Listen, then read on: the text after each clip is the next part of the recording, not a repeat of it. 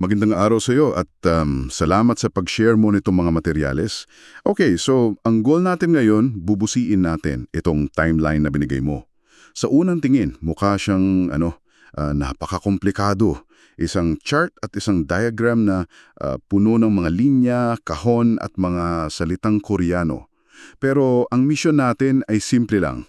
Susubukan nating intindihin bawat yugto, kung paano nagkokonekta ang lahat ng piyesang ito at kung ano ba talaga ang kwentong binubuo nito para sa'yo. Dam 4,000, nakatumbas ng ikalimang araw.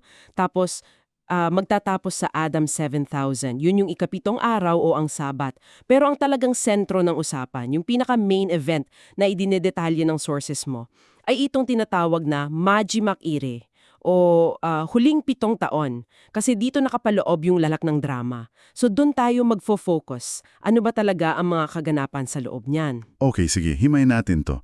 Unang-una napansin ko agad na may malaking paghahati.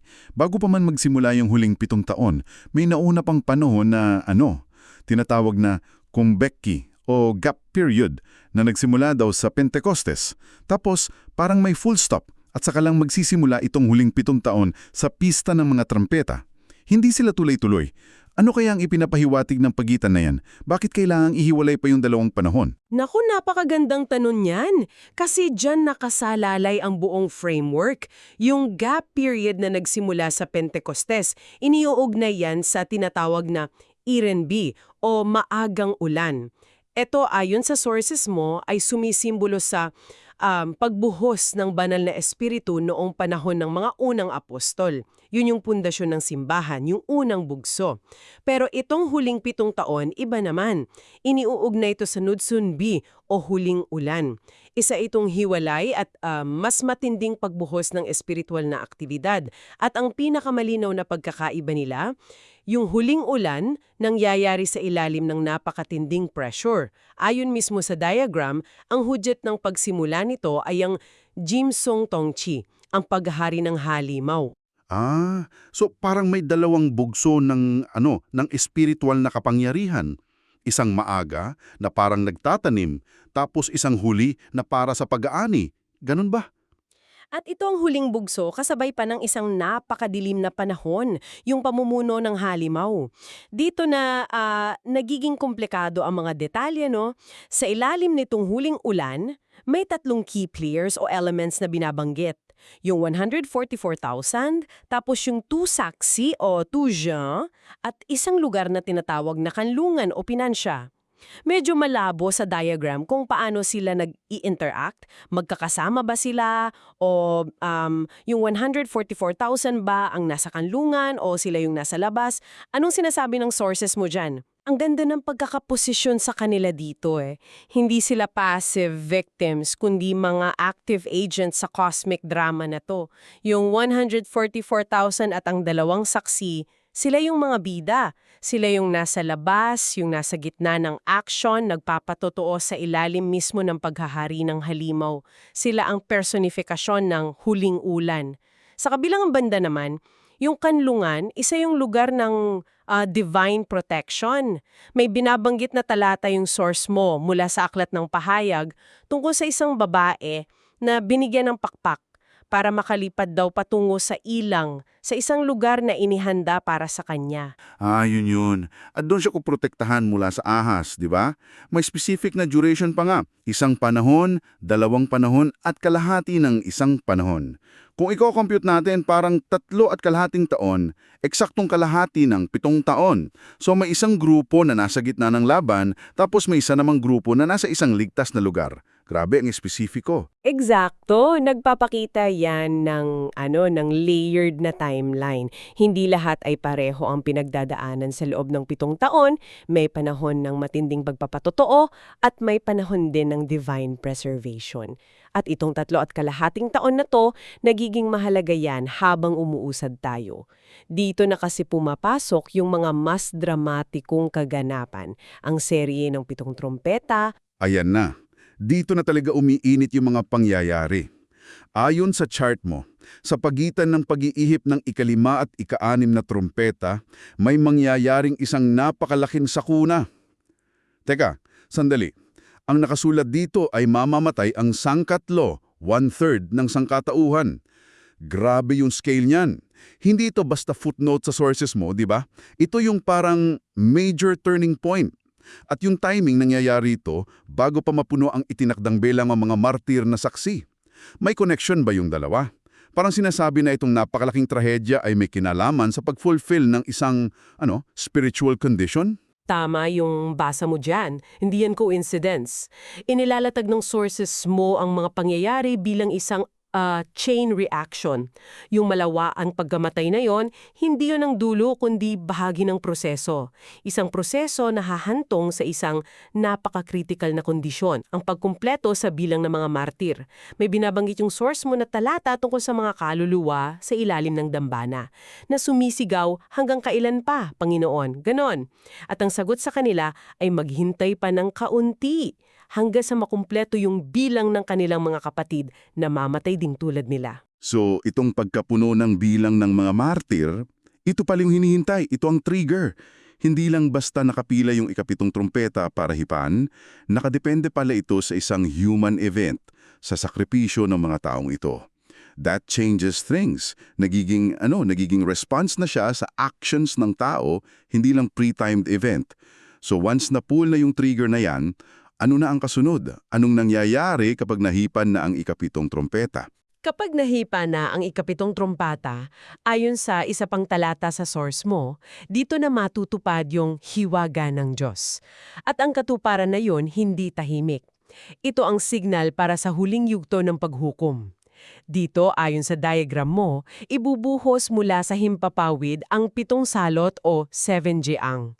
Ito na ang pinakahuling serye ng mga kalamidad.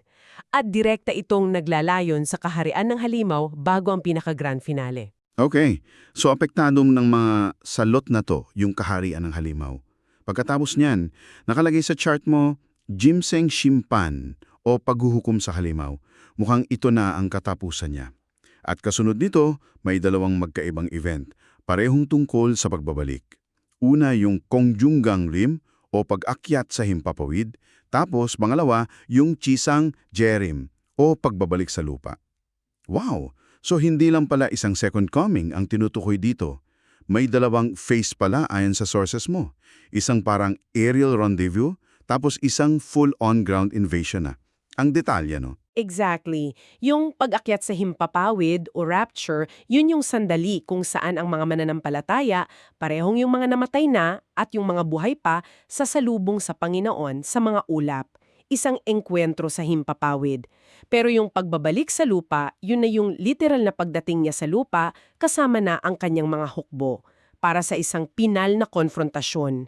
Ito na yung digmaan na direktang wawasak sa kapangyarihan ng halimaw at ng kanyang mga kaalyado. At a very specific theological stance yan, ha? Sa pagkakaalam ko, ang tawag dyan ay post-tribulation rapture view, kung saan nangyayari yung pag-agaw pagkatapos ng lahat ng kaguluhan. Mukhang yan ang pinaninindigan ng sources mo. At itong pagkatalo ng halimaw, ito ang nagbubukas ng pinto para sa susunod na malaking yugto sa timeline mo.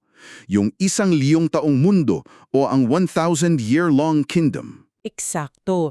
Ito ang simula ng Adam 6,000 hanggang Adam 7,000, yung ikapitong 1,000 taon na inihalin tulad sa Sabbath Day. Isang milenyo ng kapayapaan at paghahari dito sa lupa. At para masigurong magiging mapayapa yan, may isang mahalagang detalye sa materyales mo. Isang nilalang na tinatawag na Azazel Satanas o Azazel Satanas ay ikukulong. Ikukulong daw sa isang lugar na tinatawag na Mujokeng o an abyss sa ilang. Interesting yung term na ginamit, Azazel Satanas. Hindi lang Satanas, may specific na meaning ba yung Azazel? Mayroon. At kapansin-pansin na ginamit yan ng source mo, ang Azazel, konsepto yan mula pa sa lumang tipan, sa Levitico. Siya yung kambing na pinapakawalan sa ilang na parang nagdadala ng mga kasalanan ng mga tao palayo. So ang paggamit ng source mo sa terminong to, parang nagmumungkahi sila ng isang theological parallel.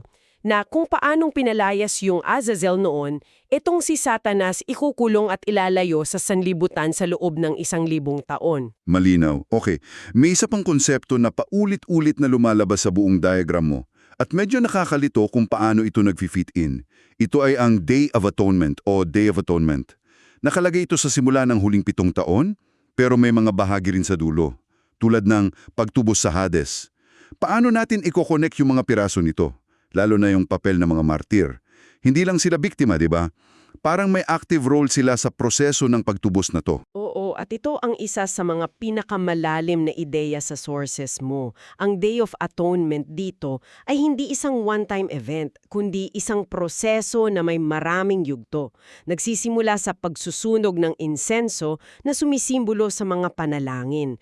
Pagkatapos, may aktwal na pagtubos sa templo at maging pagtubos sa Hades, parang isang malawakang paglilinis sa iba't ibang dimensyon. Pero ang sentro ng lahat ng ito, yung nagbibigay katuparan dito ay yung mga martir. Paano sila naging sentro? Kasi ayon sa iyong diagram, ang sakripisyo nila ay hindi lang isang trahedya. Ito ang katuparan mismo ng ritual. Kung paano may sakripisyo sa templo noon, para linisin ito, ang pagkamatay ng mga martir ang ipinipresenta bilang pinakahuling paglilinis o pagbabayad sala na nagpapatunay at ang ginamit na salita ay Tsungmyong handa. It proves or vindicates sa katotohanan ng mga utos ng Diyos at ang gantimpahala nila. Sila ang kasama sa Wanse Buhal o unang pagkabuhayan para magharing kasama ng Mesiyas sa loob ng 1,000 taon. Ang pagkabuhay nila ang ultimate vindication ng kanilang pananampalataya. So, after all that, yung 1,000 taong paghahari, yung paghuhukom, itong multi-stage na proseso ng pagtubos, saan lahat ito patungo? Ano yung pinaka-endgame sa diagram mo? Ang pinakadulo ng timeline, yung sukdulang konklusyon ng buong sanaysay na ito, ay ang pagtatatag ng Sehanelgwa Setang or Bagong Langit at Bagong Lupa. At iniugnay ito ng source mo sa 2 pang pamilyar na konsepto, Nakwan, Paraiso, at Eden, na nagpapahiwatig ng isang ganap na pagpapanumbalik, isang pagbabalik sa orihinal na perpektong kalagayan kung saan wala ng kasalanan o pagdurusa o kamatayan. Ito na yung pangwakas na estado ng lahat ng bagay. Yun ang final destination ayon sa balangkas na ito. Kung gayon, kung titingnan natin ang buong picture, parang isang 3-act play itong binigay mo sa amin. No? Act 1, yung pag-usbong ng halimaw at yung matinding kaguluhan sa loob ng huling 7 taon. Act 2, yung response, yung testimonya ng mga saksi, sakripisyo ng mga martir na humantong sa isang trigger event. At Act 3, yung final resolution, yung pagbabalik, yung 1,000 taong kaharian at sa huli, yung bagong nilikha.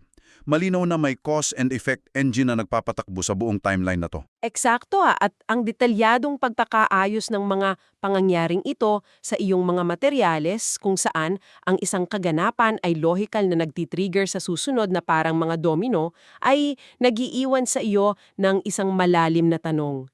Isang tanong na maaari mong pag-isipan kung ang hinaharap ay nakaayos sa isang ganito kadetalyadong pagkakasunod-sunod, kung saan may mga human actions pa tulad ng pagiging martyr na nagsisilbing gatilyo para sa mga divine events.